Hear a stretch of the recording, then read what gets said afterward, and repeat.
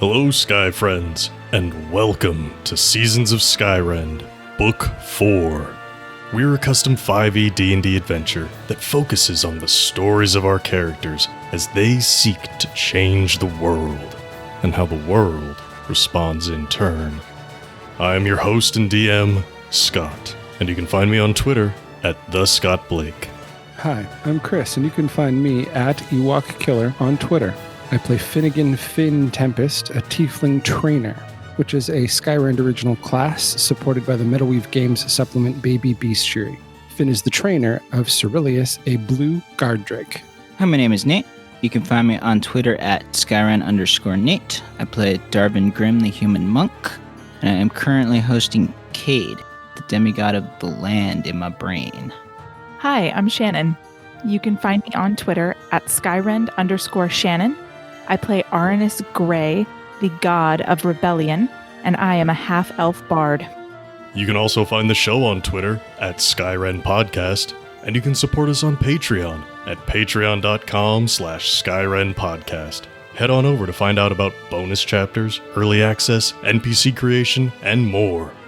Now then, thank you for joining us, and please enjoy this chapter in Seasons of Skyrend.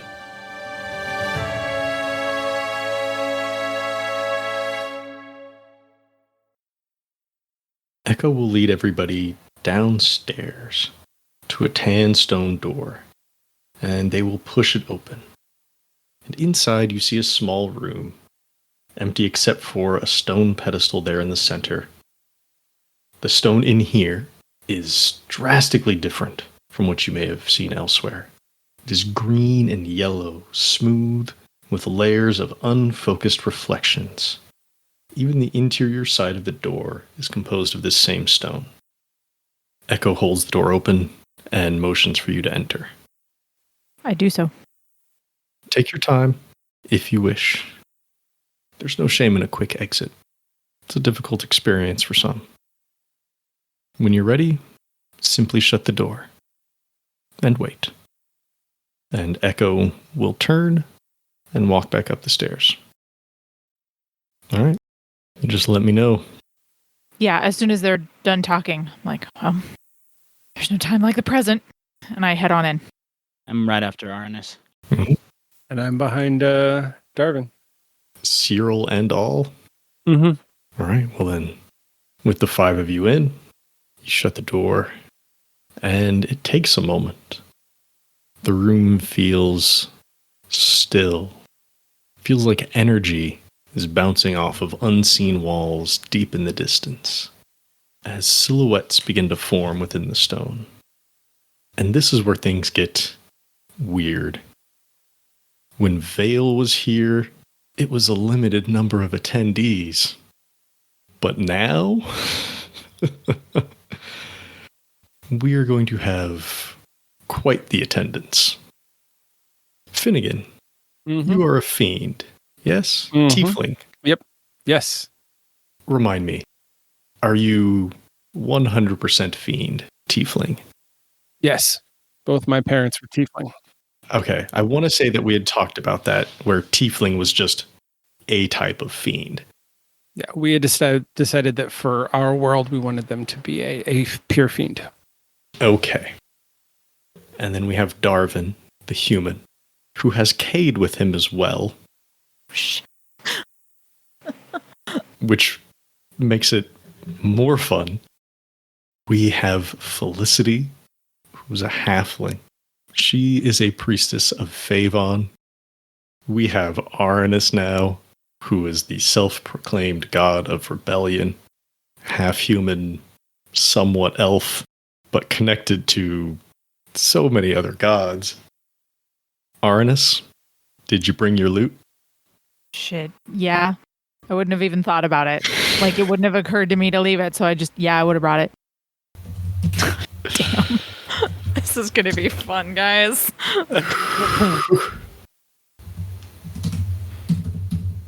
Sorry, I just have to write down a lot of things right now. I think the only way this gets more complicated would be if Darvin were to summon Pouchet in here. I mean, I could. Well, let's get through. Let's not. Let's get through who appears first. Darvin, the human. Adaris appears, whom we have seen before, riding on the back of his stallion, his horse, in his armor, full of bluster, galloping around the perimeter. And you can hear his adventurous cries begin to echo through the room. Felicity. With Felicity here, you see an image of Liana. The last time you saw her was a very difficult time when she was holding together Honey Hollow, the people there, basically. And then you left. She does not look good. She's down. She is unkempt. Her face is filled with worry. She has streaks on her face from tears, from age, from grief. It's a far cry from when you saw her. We have Cyril here, which means we get our first appearance of Growlor, the god of beasts. No, Cyril's a dragon. Remember we said that. Sorry. That's right. I was thinking of Sunbeak. Cyril is Jesus Christ. We get to see your. This is way more buck wild than Cyril is here. And in the ceiling, you just feel a shadow fall over all of you as a massive set of wings appears. And you can hear the flapping, and you can hear this breathing as Yoru begins to slowly circle in closer and closer. And you see this silhouette of them land, and just with a thud that would absolutely demolish this chapel, demolish a good section of this city, if this weren't just an image. Yoru's scales glisten with absolutely every color. Any color that a dragon could be is reflected along their scales. They have horns that spread out yards long. It's not impressive to say yards, but they are huge, easily able to skewer large creatures on there. Their eyes and breath and nostrils crackle with energy of all kinds. Their tail whips back and forth behind them as they look down at all of you. Who else do we have here? We have Cade inside Darvin, which means that Rubillo gets to make an appearance here. Rubillo, god of the land, not a god of creatures, a god of place. So Rubillo does not appear in a humanoid form or in an animal-like form, but instead, like a craggy mountain next to Yoru, rises up, and you get just a sense, a feeling of a face and a feeling of eyes cast down at you. Finnegan, you've certainly seen images of Agnitai, yes? Religious depictions or historical depictions. Mm-hmm. Darvin and Aranis, I know you've had personal experience with her. So you first hear the chains being dragged along the ground, and you see her walking forward confidently, almost with a look of annoyance on her face. Her hair slicked back, her purple skin kind of dazzling in the light of the stone. And she looks at you expectant. She doesn't offer any sense of recognition to the two of you. She does, don't worry, but she's just not offering that. She is still a god, and she has no reason to make you feel comfortable in this situation. Finnegan, I have no idea what it's like for Finnegan to see Agnitai in person, as in person as this can be.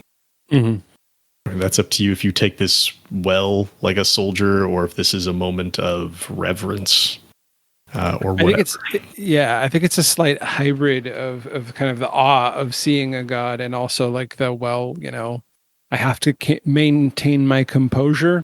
We haven't actually talked much about this, but Finnegan has a tattoo of a chain around his left wrist, which is kind of a common symbol for fiends who worship or follow Agnitai. Mm-hmm. So I think he's kind of like absent-mindedly like holding that because he's like, this is intense, but I'm gonna keep quiet, keep firm, and just observe. Okay. And then we come to Aranis. Let's start with one you do know. Ulwanir, who's on the mend thanks to you. The last time you even caught a glimpse of her face was in the bulb when you saved the elves. This time you can see her much more clearly. She is healing. She is getting better. As she steps forward, she recognizes you and Darvin instantly and cannot hold back. Half disappointment, half disgust. Like, did not want to deal with this today. I didn't want to deal with this specific like room magic artifact thing, but I especially did not want to have to see you two. So she sees you, she turns, and she's just staring off to the side in the distance. After her, who do we have? Well, it's a bit of a list.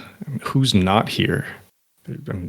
Philifree of the Fae, Elder Warden of the Furbolg, Tirolong of the Knolls, Krulka of the Kobolds, Gosrim of the Monstrosities, and Dorlek of the Orcs are all gone. Not even shadows of those fallen gods. But who else is here? I just wish I had a good order to go in other than just alphabetical. Who do we see here? We'll start at the bottom and work our way to the top. Reverse alphabetical, based on domain. Who appears? Favon, god of the sky. Much like Rebillo, they do not take on any sort of humanoid form.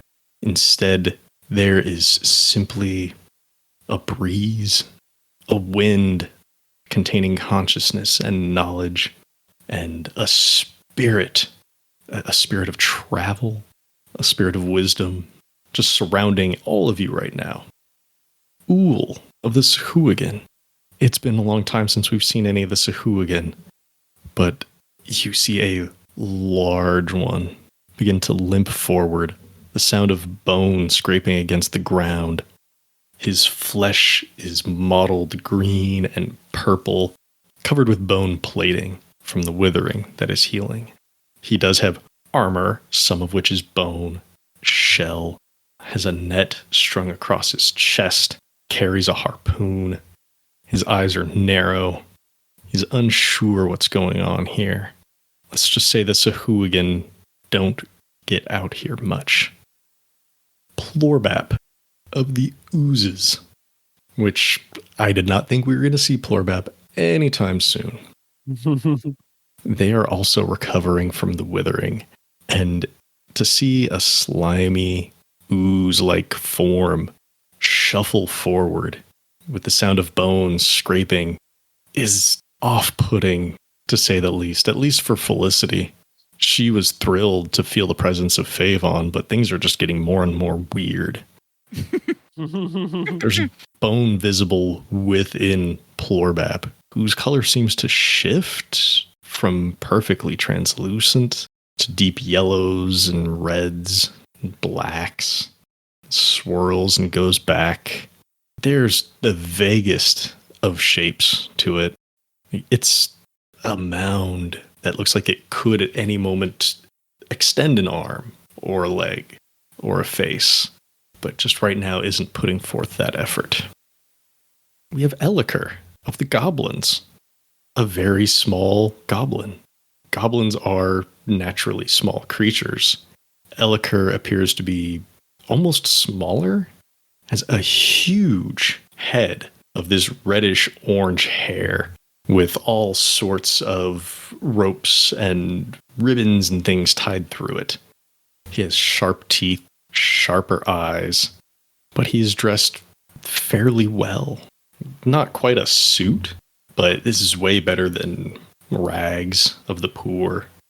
He's clean and he is presentable, but he's very suspicious of everything that's going on right now.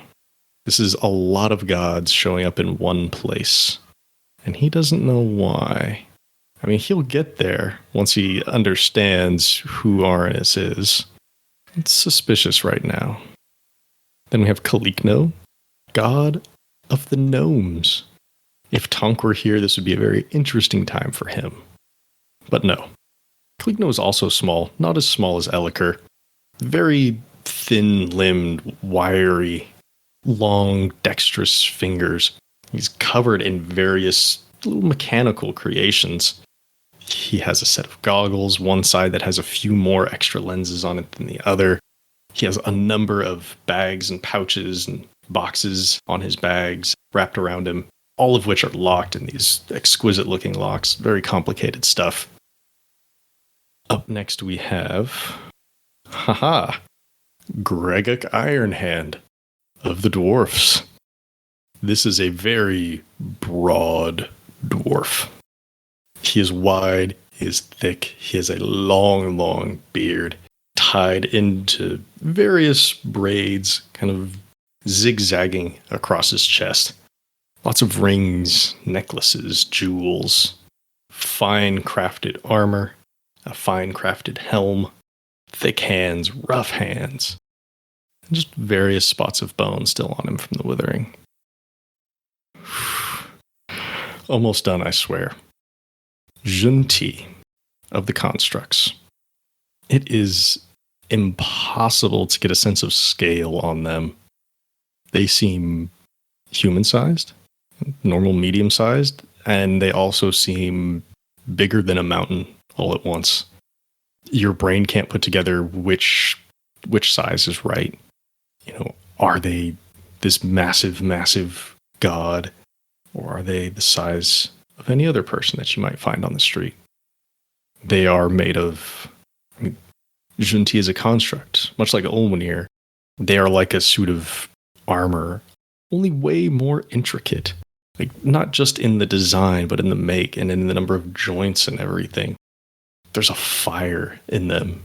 Not quite a literal fire, but there's a glow, and it's hard to tell. Like, you don't feel the heat or anything from it, but it looks like something is flickering within them.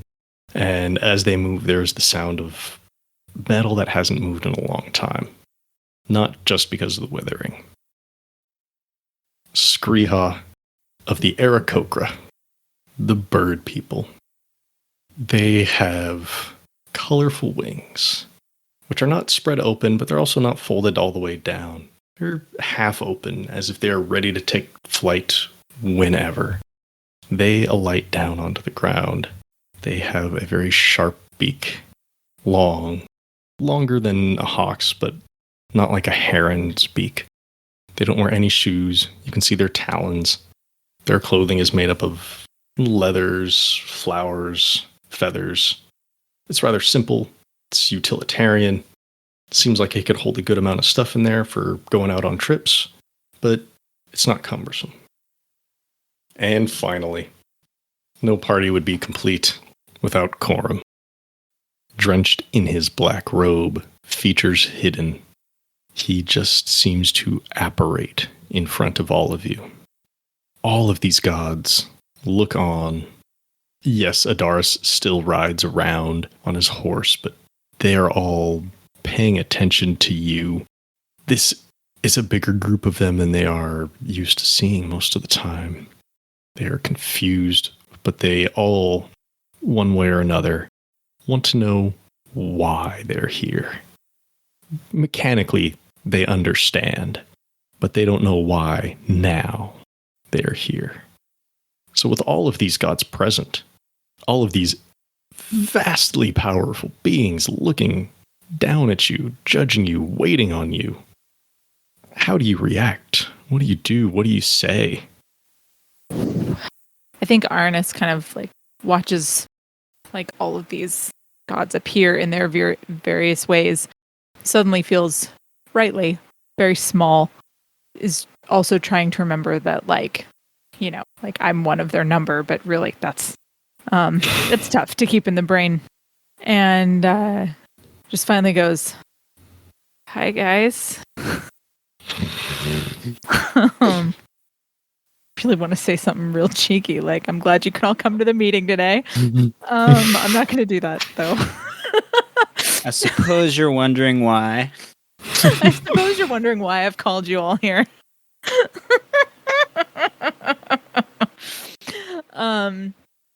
And just says, I haven't met many of you.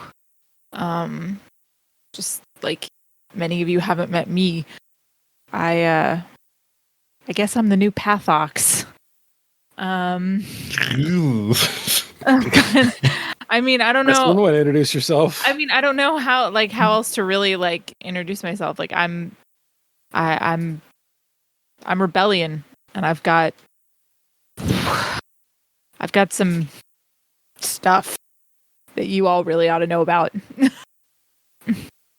Okay. Darvin, Finnegan, anything that you would like to say? Oh no. I'm not going to say anything. I feel like I need to at least acknowledge Corum with like a nod. A cool, like, hey, what's up kind of thing. But that's it. Finnegan? Nope, I don't say anything. I am quietly sitting here. At this point, Finnegan, out of like defensive, has fallen into like the typical parade rest stance, like fully falling onto his military training. A little overwhelmed. I have so many gods here who can be the first to respond, and there are so many good things. What's it gonna be? As fun as it is to sometimes be Corum, be the god of death. It's been so long since I've stepped into Ulwanir. And she is definitely ready to say something. The new Pathox. Rebellion. If anything, you seem to be the god of indecision, Arnis. First you want to kill Pathox, and you do. Already an obscene act. And then you want to take his place. And you want to set up new kings. And then you want to set up independent cities. What makes this any different? Oh, hi, Ulwanir.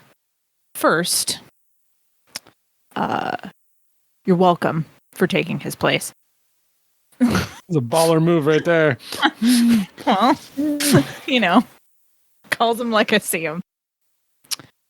And second, I didn't set up a new king. They did it themselves. And I am watching them very closely to make sure they don't trample on people. You know, like the old king. Yes, we've all played our hand at this game of control. It doesn't make you special. Whether or not you're watching them now, it's of no consequence. It's what you'll be doing 100 years from now, 1,000 years from now, 10,000 years from now. Will you still care? Or will you be off to something else? I'm sorry, what are you saying? Are you saying I'm just going to get, like, bored and walk away? Like a puppy playing with a chew toy? If that's how you see yourself. I didn't say that. You did. So clearly that's how you see me, which is fine. You've never seen me as anything other than that. So I don't expect any different from you. That being said, not just you, but all of you are potentially in danger, including me, which is kind of why I'm here. Who cares about the danger? Who still has some amount of that in them? Skriha does. The Aarakocra god. I think she'll raise a bony wing. Olwenir, we get it. You two don't get along. That's fine. I'll have to apologize. We aren't used to coming here. Typh's mirror, wherever Typh may be, is not an artifact that saw much use, let alone at this scale. Usually if gods want to speak with each other, we just do it in person. What's this danger? How do we know it's real? Well, there's the question. There are a couple folks down here that really saw the Withering as an opportunity to, let's say, plan for a world where the gods didn't exist. But seeing, of course, what the Withering did, they realized, well, we can't just kill them all. So I guess that's the good news. Some of them nod, like, it's good news. But their ultimate goal now, and maybe we've heard about it in the very early stages, so that's good. Their ultimate goal now is to figure out a way to set you all, and me, us all, aside. Like, put us in a cage or a box where we can no longer interact with the peoples of this world or do anything to either help or harm them. That is their goal. As far as I can tell, we can tell, I kind of look at the other people with me. You don't have to stand with me on this one. It's okay. They don't yet have a way to do that. They have not figured that out yet. But they are working toward it. One of them, Lynn Jarvis, who was running the city of Caravel poorly, is sent to Karami for trial, probably leading to his execution. The other is Orazaba, the Wise. Yoru recognizes this name. I figured. Mm-hmm. And she is still in Caravel. She is now in charge of the city, which we negotiated mostly because we would rather have her here where we would know where she was and it would be easier to monitor her than telling her to like hit the bricks where she could go disappear again. That's their goal. They want to shut us in a cage or put us in a box or something. There's some mixed reactions to this news. I mean, I know who wants to talk second, but who wants to talk first? Ool, the Sahuagin god, with a voice that's not used to being out of water too much. Tried. We're going to send a man out to be tried for potential heresy, blasphemy. Not quite deicide, but I don't think any of us want to be put away. Why did you not simply eliminate this man? Take his knowledge and eliminate him. And there's some like a big nod from Corum. It's just like, yeah, death is the way to go. It's his bag. I mean, come on now. Yeah. What do you want from him? Oh, yeah. It's a fair question. First, because he hadn't committed any of those crimes yet. Second, because the crimes that he had committed were against the people of this planet. And so it wasn't my place to try, convict, and execute him for something that he hadn't actually done.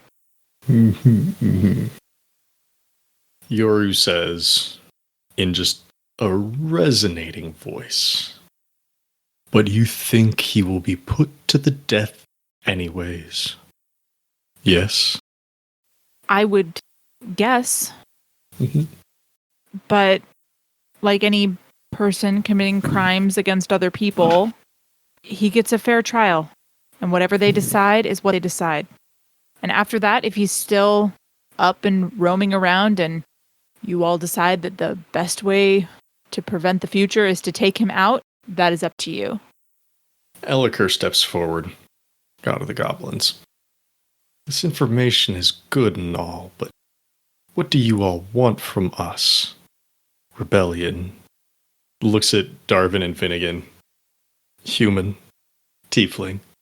What do you want? What would you have us do about two mortals who aren't there yet? I personally didn't come to tell you to do anything, but, your lives are in danger. I thought it was fair that somebody tell you that this thing is potentially coming. So I don't know, you can watch, observe, do what it is you do. God. I'm sorry. Again? I'm sorry. I thought it was fair that somebody come and warn you, especially since we have the information so early. Because who knows if they'll ever succeed? They might not. And wouldn't that be nice? But man, it would be shitty of me to have known and just let it happen. Elliker asks, so are you concerned for us, or are you concerned for you? I'm not sure about that question. If you get put in a box, so do I. Well, you were saying it was our problem. You said we needed to be concerned, but you, God of Rebellion and all now, would certainly be counted among those people, among those gods who should be concerned. Is this your way of saying that you don't make decisions? Is Olwenir right about you? Jesus. If you believed everything that Olwenir said, you wouldn't like anybody. I don't know if that's 100% true. No, it's not. I'm just sassy, and it's Olwenir. Yeah. Okay. Darvin. Cora moves forward. In the image, these are all still images in the walls. They can't reach out and touch you, as far as you know. Darvin. Peace. My acolyte. Are you going to let Arnis here dictate your actions? Do you believe that stopping these two would save more people? I do. Then shouldn't they be stopped permanently, not just temporarily? They will be. By you? By the townsfolk of Karami? Who would stand up against Orizaba? Say, if she were to be successful 6 weeks from now. I share the same question. I don't know. Mm-hmm. Not by me alone, no. But Mm-hmm. someone's got to do something. So what do you want, Darvin? Just something? Yes. Just something. I think at this point, Yoru speaks up. This Lynn Jarvis is not my concern. Humans are plentiful. No offense, Adaris, but the lives of your best humans don't amount to a childhood of the best dragons. Orizaba is old, misguided perhaps, but she has so much wisdom and skill, and she served me once. To hear that she's turned away saddens me. I would see her return to the fold. I do not wish her harm, just redemption. And some of the other gods start, grumbling at that, like, hey, if Orizaba really does have a plan to put gods in a box, we gotta stop that. Not just, make nice with them. Finnegan, is there anything that you would like to add? Anything you'd like to contribute to this conversation? The gods seem willing to take action, they just don't really know what they want to do yet. There's a lot of them, so it's hard to come to consensus. Finnegan's going to fall back on his training and say something that you've never heard him say before. Arnis, permission to speak freely. Sure, I don't know. You have the floor. Go ahead. I am but a mere one man, but I have training in the ways of war. And if there's anything that it has taught me, is that some enemies are better to strike early before they can amass the power and ability to do the damage they would do later. And that's kind of where he leaves it. Okay. I think there's just a small, sly smile on Agni Ty's face at that. Just like, be in control of the situation. Sometimes that means violence, not always, but. So there's a lot of gods here. This conversation can go on for a very long time. So is there something that you want to persuade these gods to do other than just be aware? There are definitely mixed opinions among them as far as how to proceed and what is actually a threat. I would persuade them to see if they can have eyeball on Orizaba at all times. Well, I mean, Yoru just said that they, because I can't remember if you said he or she. Right now, at this moment, she. Okay. Gods are not bound to that. They might have preferred genders, but no, they. But so Yoru just said that she had hoped that Orizaba could be brought back into the fold. Maybe it's worth convincing Yoru to actually get involved and try and convince Yoru or Orizaba to come back into the fold. That might be the best first course of action. Okay. But also, the one thing we haven't mentioned is that Orizaba gave us, or at least me, the feeling that she's not the only one out there with this sort of feeling and taking this sort of action. So the bigger question after dealing with her is everyone needs to be on the lookout. There's some sort of creature out there or power that these people are tapping into that no one was aware of. Right. Okay. If that's what the party wants to convince these gods of, let's give Orizaba a chance at redemption. Let's leave them be and try to turn them. That's fine. Someone has to roll to try to convince these gods of that. Persuasion, religion, intimidation, arcana, just to, pound in the actual, information about what's going on. Guess that's me. My instinct is persuasion, unless you're going to tell me I can't use it. I wouldn't have said it if you couldn't. I could help. I don't know how I would help. I'm not as convincing as Arnis, but I do have the religious background, so I can help in that respect. Yeah. That works for me. So, Darvin, let's just have you roll religion here first. Just 10 or higher. You positively assist Arnis. Okay. Ooh, I got a 16. Okay. Hey. Yeah. Nice. All right. Arnis, roll with some advantage. Well, rolled an 8 and a 9. That's Damn. middling. But it comes to a 24. These are all gods. So 24, while high, is not super impressive. This being most beneficial to Yoru, I think she'll speak up first. Do not concern yourselves with Orizaba. I will reach out to them. I will try to rebuild these bridges that have fallen. That being said, do not know if I will be successful.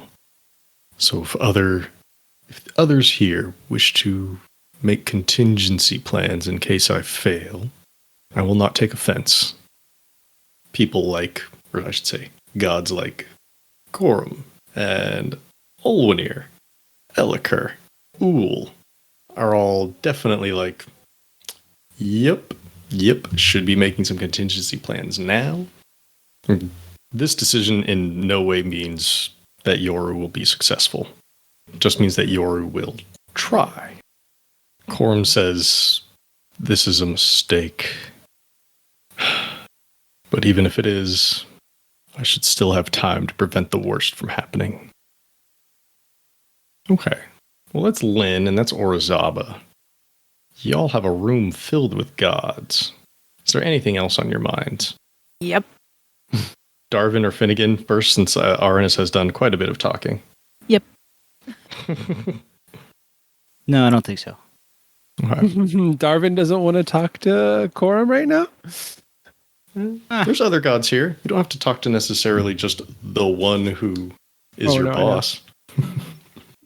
I think if there was maybe only one or two of them present, Finnegan might But Finnegan, as much as he tends to run his mouth, he also knows he's not very good at it, and there's no emotional reason for him to be talking right now, so he's just going to chill. He's very much here for support. Right. While all this is going on, Felicity is just in awe and is trying to reach out to Favon. You can definitely hear her muttering prayers and things under her breath. She's concerned about Liana, but it's like a split attention. And Finnegan. Yes. Cyril is your friend. How does Cyril react to seeing Yoru?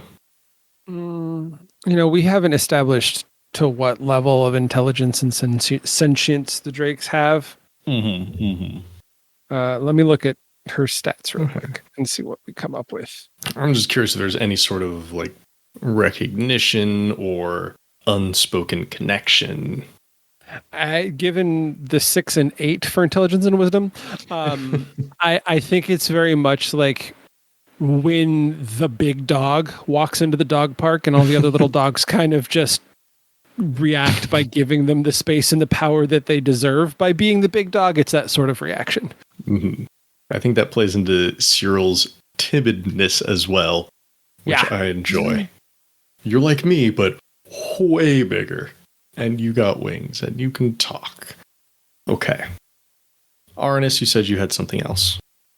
I do. So, while Orizaba and that whole plot are a concern, you actually have a more pressing concern, though I'm not sure if this affects all of you, though ultimately I think it would. Lanier huffs and crosses her arms. Ugh. This bitch. I don't want to do this in front of Finn, but I'm going to. I'm sorry, buddy. Agnitai, have you told any of these folks where you are or where you're going? She says in a general tone, but also, like, this is meant to be, for all of these people here, but it's also very much pointed at like the three of you. What we gods do and where we go during our own time is of no concern to the others. Arnis. Ah, okay. Then I'm really sorry about what I'm about to do. I don't know if you all know this, but Agnitai's time is not her own right now. She is chained on the floating island of the Glamour, and Levesque, and I look at Greguk, Levesque has pointed her toward your home with the intention of killing you and taking your place. Damn, just creating a civil war amongst the gods. just pissing people off, huh? Just that's the plan for today. Just Hey, stir some man. shit up. It's not my war, and he was trying to distract me from going to take care of it, so I'm going to put these bitches on it. I don't know who's more offended here real fast. You can see Gregor starting to get blustered. You see some color coming into his face, some redness. Before he can speak, Agnitai says, I don't think Arnis really knows what he's talking about. It is true that I am on an island, but we are not pointed at your home, Greguk. Levesque is a lost child, I'm sure you know. He is not worthy of your time or attention. Don't pay any mind to what he's up to. I am sending him on a wild goose chase. Can I? This is your persuasion versus her deception. He's Okay, telling you to I was make a going to roll. say, can I roll insight on her or something? No. This is flat out a lie. I'm telling you this is a lie. You knew the truth beforehand. Okay. This is her trying to do some damage control. So you roll persuasion. She's going to roll deception. Okay. I've been rolling so good today. I know.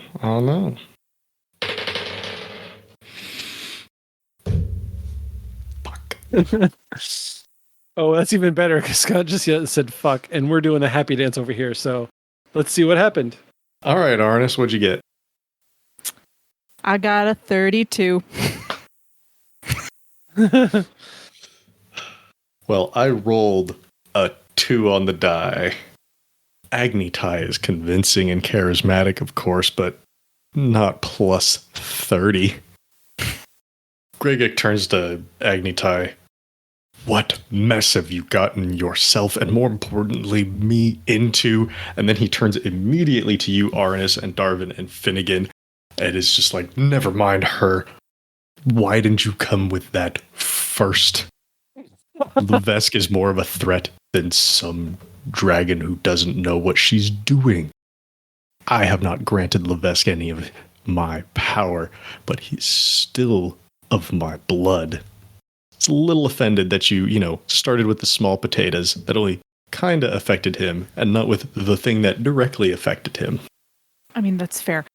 The reason I started with the other thing, yes, it is less pressing and immediate, but it also affects way more of you, potentially, than this. Although, I would say, and your reaction kind of confirms it for me, that none of us really want him to become a god. I barely wanted him in the first place, let alone to have him take my place. Where is he? Where did you see him? How do you know this? He's asking the three of you.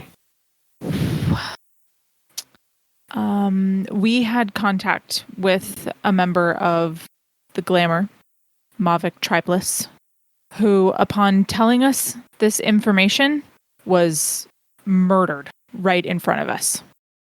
So we got it from Mavic, who basically said at the end of the last meeting, Levesk kicked everybody off the island and said, this is where we're going. And he was off.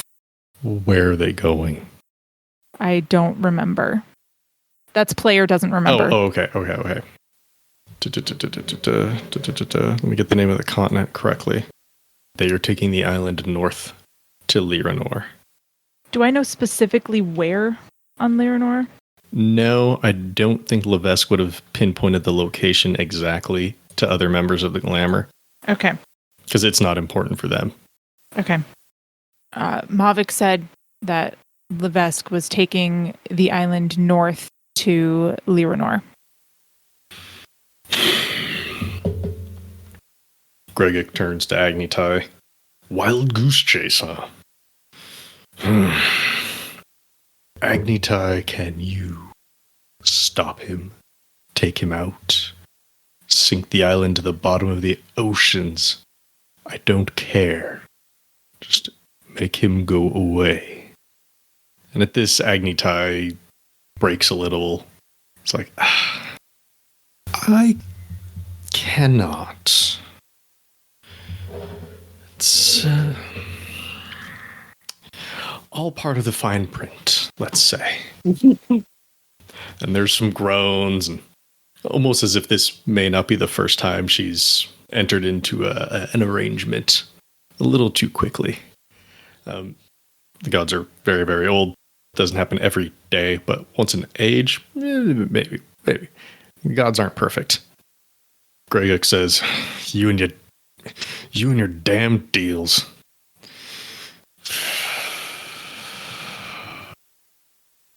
Well then. Well.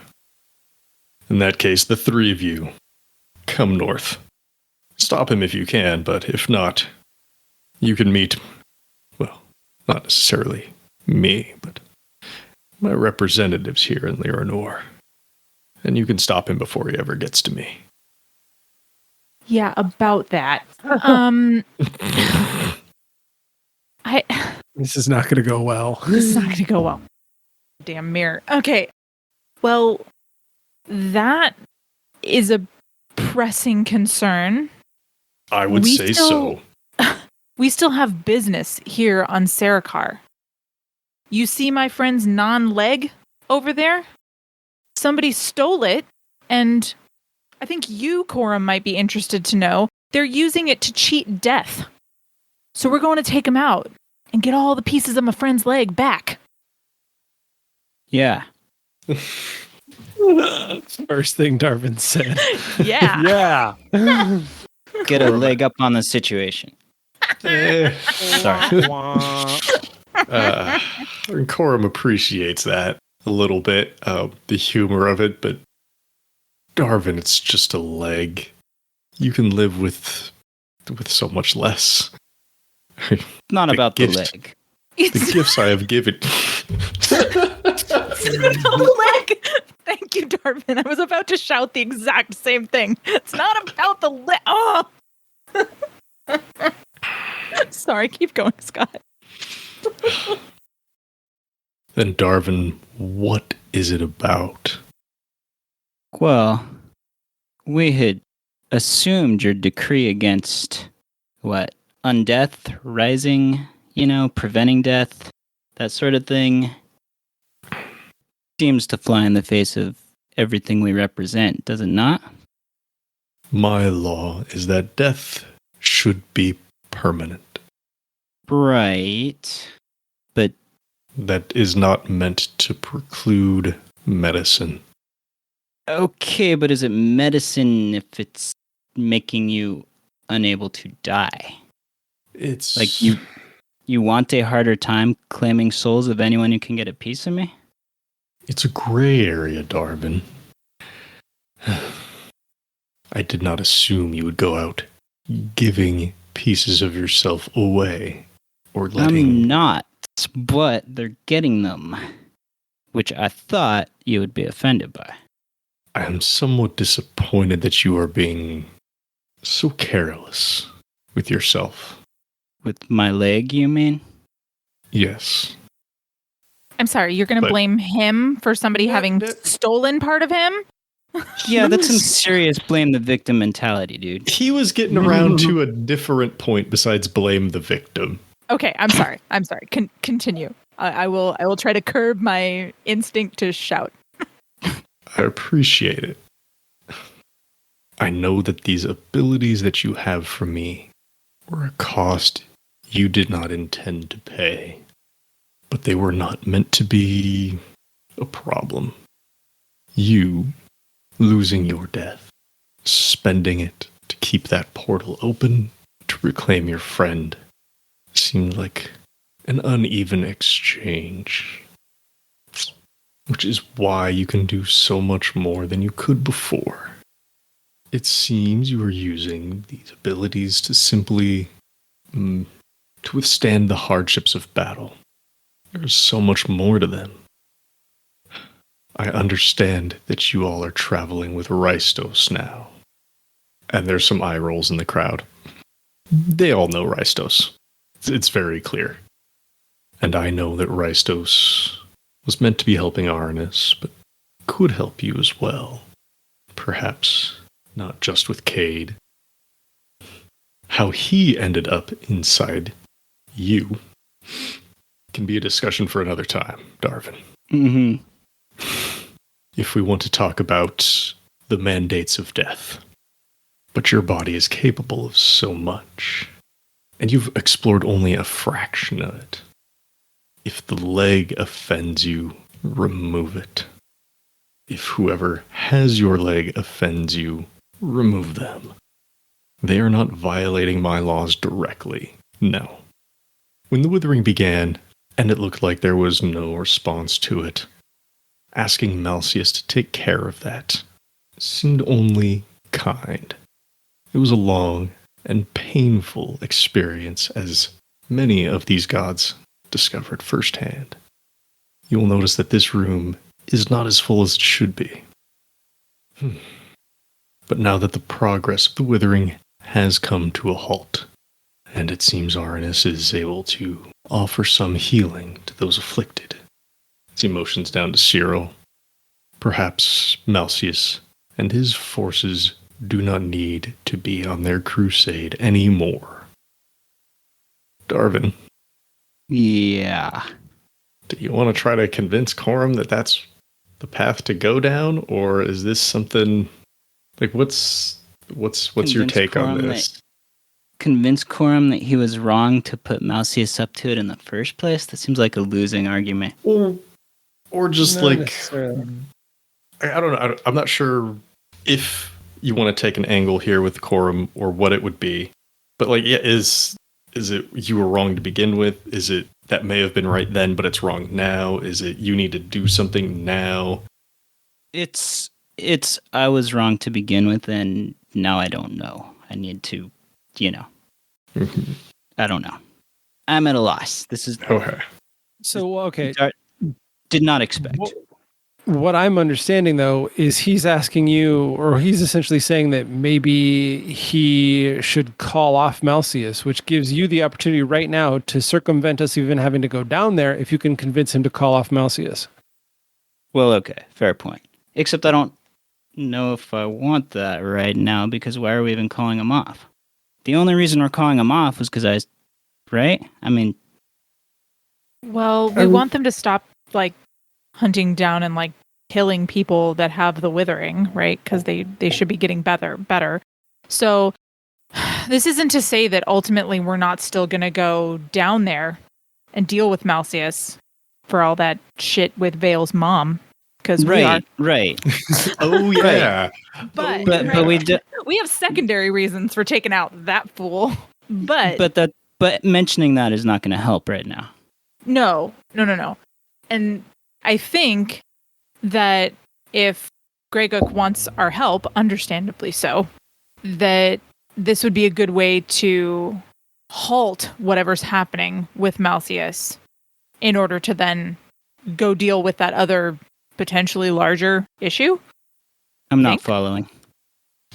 Well, if Malseus and his followers aren't running around just murdering the shit out of people that have the withering, if Corum can put a stop to that part of it, right, then maybe we can go help Greguk and then get back to Malseus. They've still got Darvin's bits, though. I know. That's my problem. That's where I started to have an issue with, but we need to go take care of that because they shouldn't. You know what? If Corum doesn't care, it's weird, but it's whatever. It's just a leg.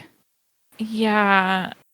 My problem is I don't understand why, he specifically bestowed upon you this, gift, right? But then he's totally okay with everybody else using it. Yeah. That's actually what I don't understand. Okay. Can I ask him that? Maybe so. Yes, please.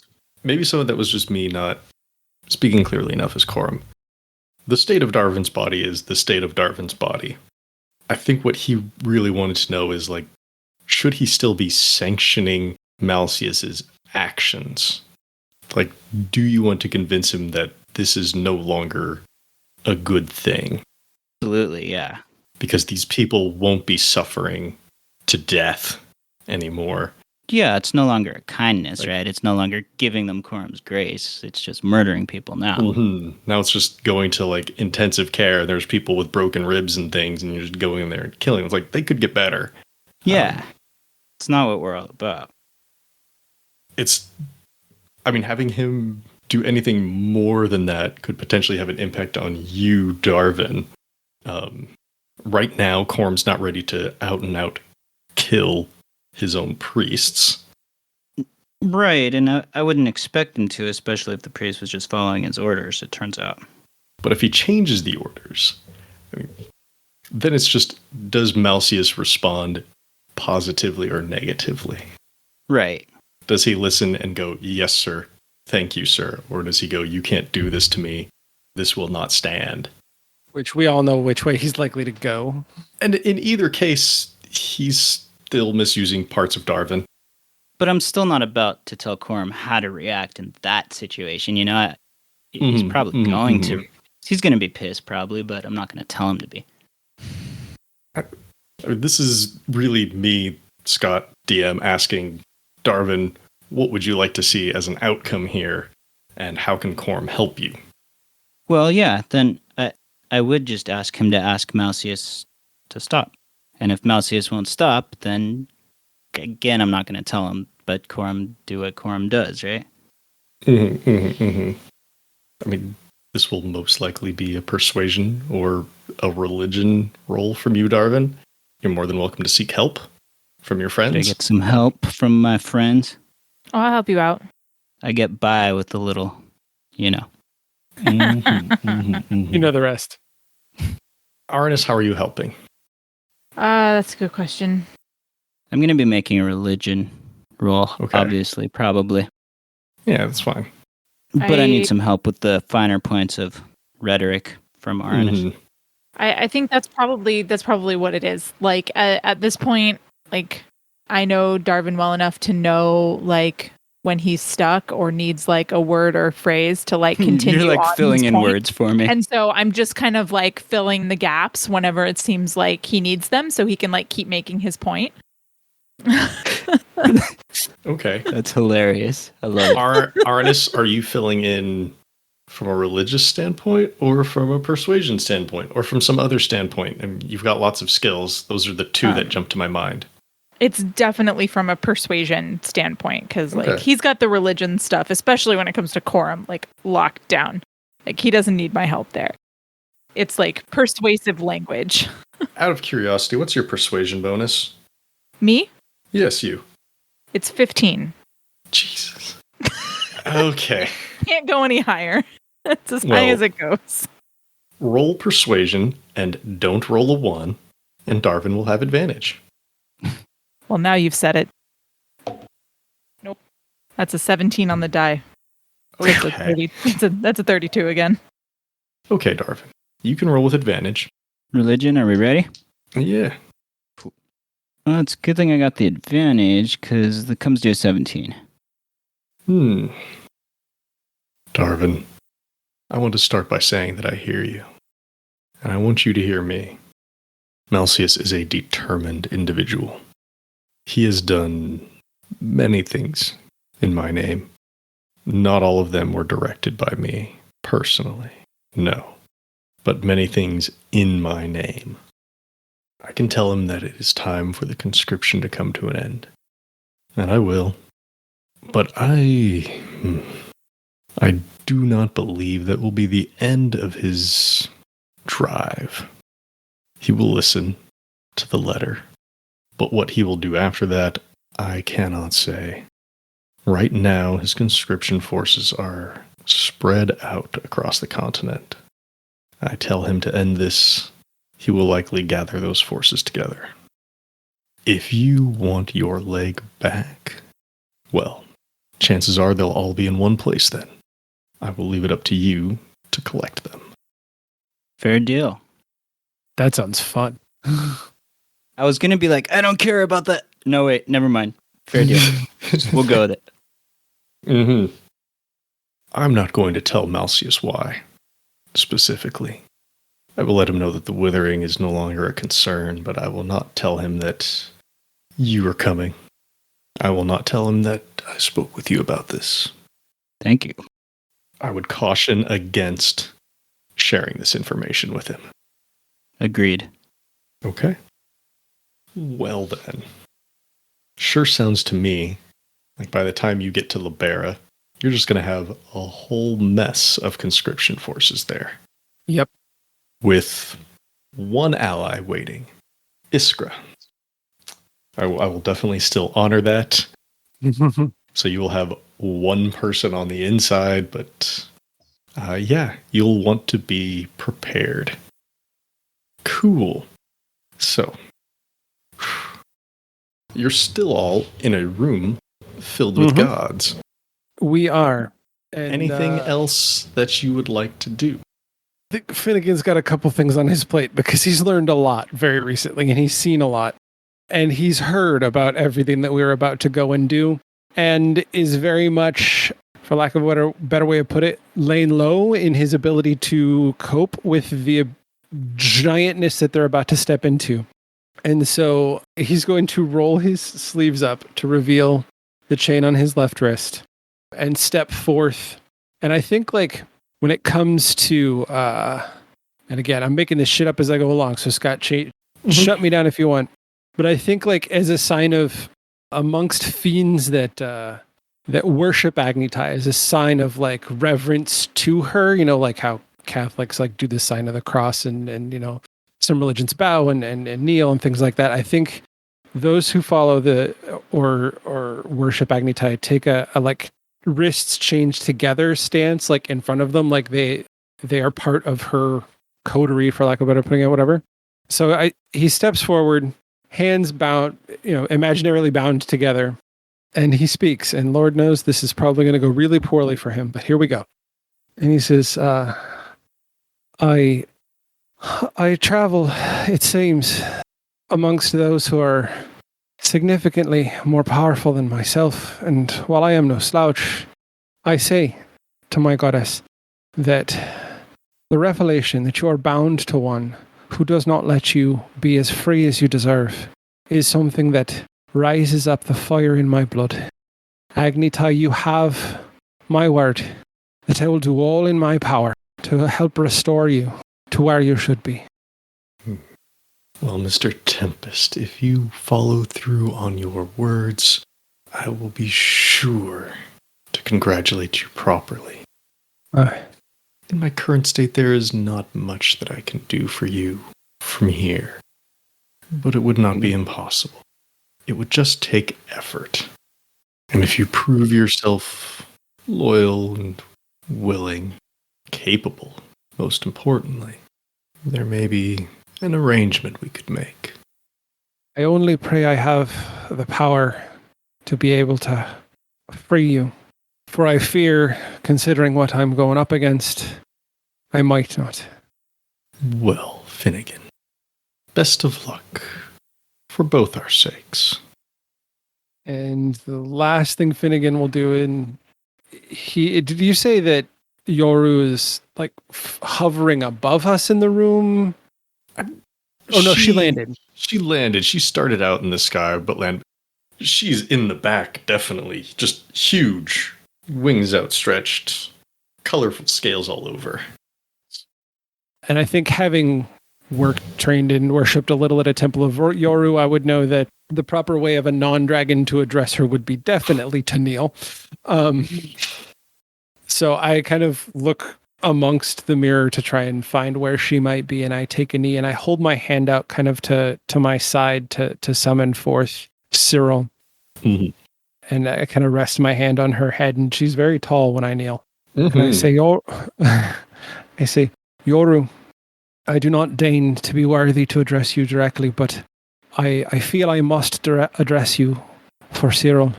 She is but a humble drake, but she has served me well. I do not know if you know or aware of what was done to our temple and what I have done to serve you. But if you have, I ask only that you keep Cyril in your thoughts as we continue on this journey, for if I fall, it is undoubtable that she will probably fall with me. From the skies I watch all of my children and wish them well. From those like Orizaba, who have over the centuries proven their worth, to even the new, like Cyril, still filled with potential. I will be watching, even if you cannot see. Mm-hmm. Mm-hmm. All right, then. Anything else? No, because he's not about to ask for anything directly of her. So, because that's not his place.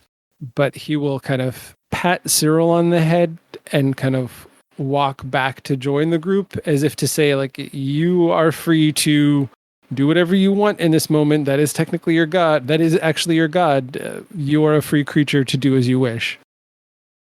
I think you see Yoru's eyes grow wide and then narrow, and you see a look across Cyril's face as her eyes reflect Yoru's, as if they're just having a very private conversation. Gods do not have to speak verbally if they don't want to. Oh, yeah. And at the end of that, Cyril will give a very slight head bow, like a tilt down. There's not going to be any kneeling or curtsying here from a drake. But just a head lowered in reverence momentarily. Anybody else? I guess I should just maybe jump back in and say, well, Greguk, it looks like we have a little time to come help you out. You want to tell us where we're going? Wait, are you not going to go down to Malceus first? Or are we still going there first? I don't know, that was my question. I was under the impression that you still wanted to do that for, Darvin's leg's sake, Vale's mom's sake, Finnegan's lost dragon's sake. Yeah, they don't know anything about the fact that Malcius has got my name on a list somewhere. Oh, then I guess we probably do still want to do that first. Never mind. Yeah, it sounds like it. Yeah, I'm just curious. Like, it's totally up to I think you there was three. just Sorry, I feel like there was a concern about timeline that came up in this conversation about like, do we need to go help Greguk first? But if you're saying that is not an issue, then we would definitely want to go to Malcius first. Agree. I mean, unless you do another little godly powwow here and totally change things. Like if you find somebody else to... if Arnis dies and Greguk then also dies, Levesque is really not an issue at that point. No, I think we have a bigger problem at that point. I think any twists that I'm going to throw at you in regards to Levesque's search for Greguk are going to come now or after you deal with Malcius, like before you get there. I'm not putting an in-world clock on this, like tick, tick, tick, tick, tick, tick, tick. Okay. No, Greguk's doing his thing. Well, I suppose you could kill Agnitai and he would lose one of his biggest helpers. People might take offense to that. That would not end well for Finnegan. Please don't kill me. But yeah, don't think about the time of it. Just think about, which one do you want to handle first? Which one do you think would be easier for you? If you mess something up, where do you want to mess it up? I suppose that's fair. Then, yeah, I guess we should keep with our original plan of like going to see Malcius first. Because it was really like the ticking clock on the whole Levesque thing that I was concerned about. Mm-hmm. But if there like isn't one, or you're telling us you're not putting one there, I guess we'll believe you. And you should believe me. I may drop hints that he's making progress, but it's not like, oh, you went to go see Malcius instead. Levesque wins. Okay. There's so many opportunities for you all to change the world on the way south and then back up north. And honestly, the more you do, the more toys I have to play with when you get to Levesque. But if you did Levesque first, then I would have more toys when you got to Malcius. Okay. I guess you could think of it that way. Pick your end boss. I'd rather not fight all of Malcius's army. Like, it's bad enough we're going to have a chunk of it, but all of it sounds not fun. I guess that's fair. So real quick, any last conversations you want to have with any of these gods? Nope. Nope. No. Okay. Before you all leave, can everyone please roll perception? Yes. Dear. Oh, that's not going to go well for me. No. I got a 4. Oh, well, I did. I got a 9. Oof. Oh, man, that makes mine the high roll, and I only got a 16, so... Oof. Oof. Oof. Oof. What about Felicity? Is she going to roll? Sure. Felicity's going to roll. Fine. Can Cyril roll? Cyril can roll. You don't want Sarah to roll. She's got like a negative to perception. Oh. Might roll a 19, though. Felicity got an 8 on the die, so... God damn. If Cyril wants to roll, this is sight-based. Not smell-based, unfortunately. Give me a second. Let me look. Yeah, sure. Actually, can't remember. Does Cyril have the bonus to smelling? Oh, okay. I would get a -2 to the roll, but sure, why not? You could crit and Nope. barely beat Arnis. It's a 13. Okay, no. Still beat me. What I will say is that you're in a small room, absolutely overflowing with gods and divine power and divine energies and gods beginning to talk over one another. Some of them are concerned alongside Greguk. Some of them are not. Kalikno really wants to know more about this whole outside power that Lynn and Orizaba are trying to connect with. And he's like, hey, Yoru, start there. Get me an in. I want this information. There's rumbles in the ground from Rabillo as he's moving and letting his emotions be felt. The wind picks up, dies down, swirls. You can see it swirling around Felicity at a few moments as she is in connection with Favon. She was not expecting to see Favon here, but yet, thanks to Arnis' presence and Arnis' connection with Favon, they are here. So this is the most direct contact Felicity has had with them in I don't know how long. And it just makes her smile. Felicity's face lights up. Liana is distracted and disappointed still, and not quite how and who she was before Honey Hollow. But there's a lot going on. And before you leave and before they can all disperse, because as long as you're in here, they are kind of stuck in this communication. This is a call. They don't get to leave until you hang up. Corum stands up taller, making himself taller. It's not that he was seated before, it's that he is growing in size and in stature. And he says, I think that is by far enough. Arnis, Darvin, Finnegan, you've certainly brought us interesting information. I somehow doubt that any of it is beyond our control. If perhaps we could all focus. You're all teachers. You know what it's like when students aren't exactly paying attention. Yeah, you ring that little bell. Ding, ding, ding, ding, ding. Corum strikes me as more the chimes guy. Chime. 100. But he says, but that is all beside the point. It's a little forceful, waves his hand down, and you can feel the lights in here just all kind of dim. We do not need to stay here. There is plenty for us to do. There is plenty for the 5 of you to do, including Cyril and Felicity, and whoever else may be with you. But mostly, I want you to leave this room soon. I want you to leave before we have to deal with that. As he points at Arnis, more specifically as he points at M, if you return here again, do not bring her. I will totally do what you say. Just tell me why. I've never really got an answer. If he has one, I want it. Arnis, roll persuasion. Hopefully all those 32s are out of your system. Yeah, but not by much. 27. Hey, that's pretty good. Because she does not know what she did, and I want to keep it that way. Okay. Okay. I think maybe if you had started off on an M approach, he could have had more patience, but you've already dropped so much on them today. Yeah.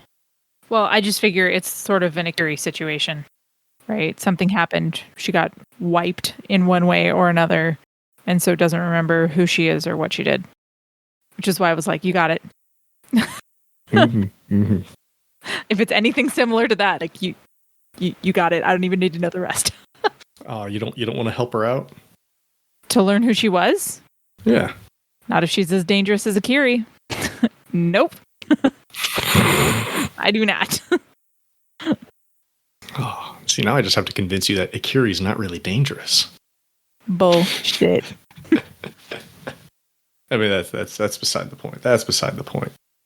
Is there anything else, or are you opening the door and releasing all these gods from this giant meeting? I am almost releasing them. I'm like getting ready to open the door, and I'm just going to tell them, like, I know this was a lot. Thank you for all of your time. And then we'll go. Okay.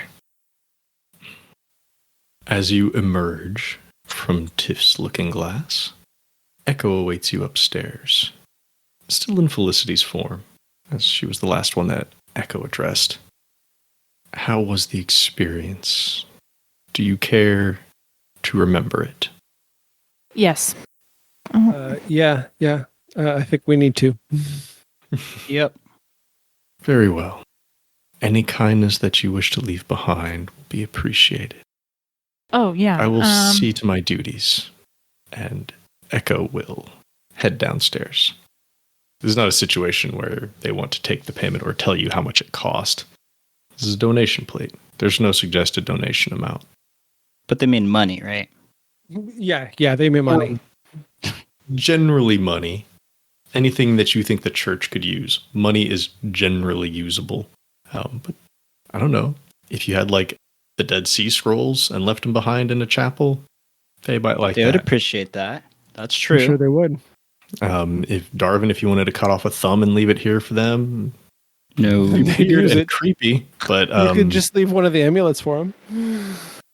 That's true. You're not going to do that. Nope.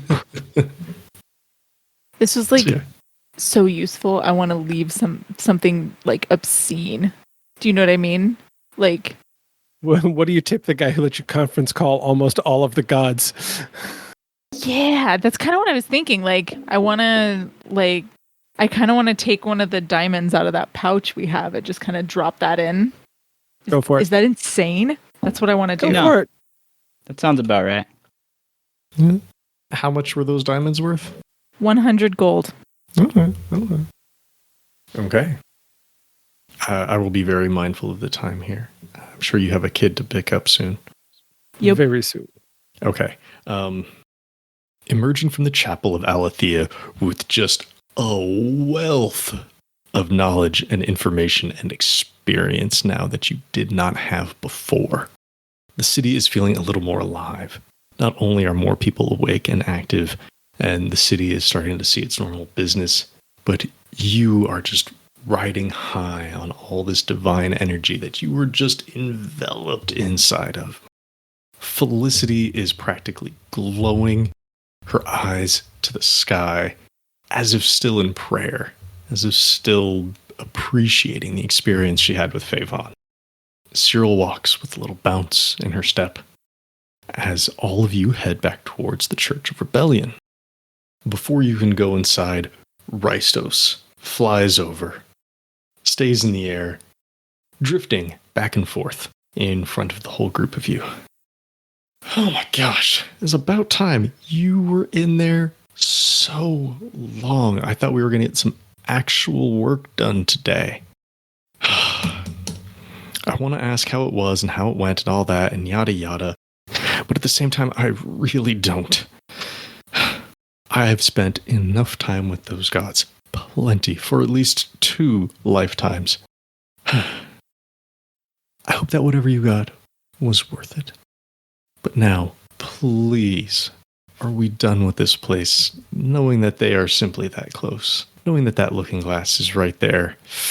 I'd rather not stick around. When are we getting out of here? Now, if we can. Thank goodness. I'll round everybody up. I'm ready to go. Can I assume we're still headed south? Yep. Wonderful. Good. No change of plans. That'll give us plenty of time. You all have... I will say wasted. I'm not sure what you think about it. I will say wasted. Wasted your morning when you should have been studying. We've got so much to cover. Arnis, Darwin, there are so many rules. There's just so much. I don't know what they told you in there, but trust me. As he drums his fingers on the book hanging from the chain around his neck. Trust me, I've got the actual rules right here. Maybe they didn't want to talk to you about them. Maybe they wanted to sugarcoat things. Maybe they just wanted things to be in their favor. I don't know, but these are as impartial as you can get. Now, come on. Let's all go. Now's the time. Let's hit the road. Rystos zooms off to gather your allies so that you can leave Caravel and continue south towards Malcius and his now growing presence of conscription forces down in Libera. And with that, we'll bring this chapter to a close. But the story will always continue. Thanks again to all of our Patreon patrons for your support. If you'd like to become a patron, go to patreon.com/Skyrend Podcast and pick out a level that's right for you. Before we go, I'd like to give special thanks to everyone at the $5 and up tiers. At the $5 City Council level, thank you, Shannon DeMello. At the $10 Mayor level, thank you, Christopher DeMello. At the $15 Governor level, thank you, Paul Calicott, Phoenix Bryan, and Sierra Jones. Thank you for listening to this chapter in Seasons of Skyrend. If you like what you heard, please leave us a 5-star rating and review on Apple Podcasts or wherever you find us. If you want to chat, we're on Twitter at Skyrend Podcast. You can join our Discord server, or you can email us at skyrendpodcast@gmail.com. You can also find us online at skyrendpodcast.com. As always, thanks to Daryl Barnes for creating our theme music. You can find them on Twitter at DarylBarnes_. We also want to thank the talented at Gabby_Desu on Twitter for our fantastic podcast art. Thanks again for joining us. We'll see you next time on Seasons of Skyrend.